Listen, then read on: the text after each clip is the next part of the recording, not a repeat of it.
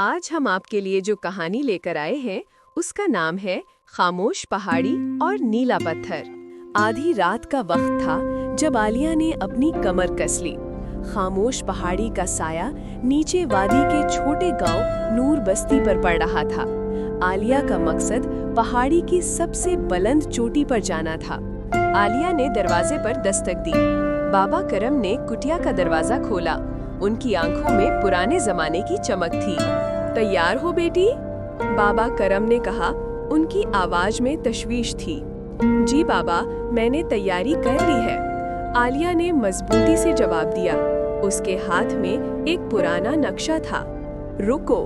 बाबा करम ने इसे रोका और अंदर जाकर एक छोटी जंग आलूद लालटेन लाए। रास्ता मुश्किल है। जब भी तुम कोई दो रुखा रास्ता देखो तो उस रास्ते का इंतखाब करना जो ज्यादा खामोश लगे।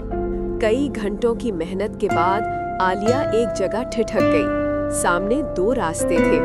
एक सीधा, खुला और हमवार लग रहा था। दूसरा पत्थरों से भरा हुआ, तारीक और अजीब तरह से पुरसुकून था। उसने फैसला किया कि वो बाबा की बात मानेगी।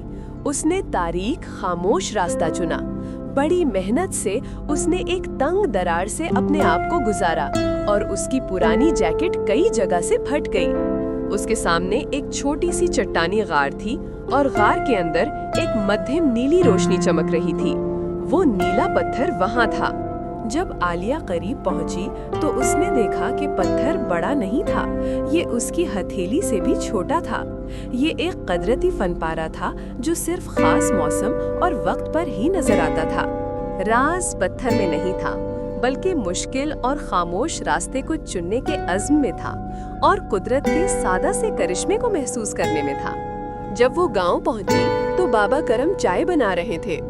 तुम वापस आ गई बेटी? जी बाबा, मैंने नीला पत्थर देखा, आलिया मुस्कुराई। वहाँ कोई जादू नहीं है। मैं जानता था, बाबा करम ने जवाब दिया। असल जादू तो तुम हो जो वहाँ तक पहुँचे और बगैर कुछ लिए वापस आ गई। अब नूर बस्ती खुशहाल होगी क्योंकि इसमें एक ईमानदार, निडर कोह पैमा है। अगर आपको ये कहानी पसंद आई है तो बराए करम चैनल को सब्सक्राइब करें, लाइक करें और वीडियो को शेयर करें। आपका बहुत बहुत शुक्रिया।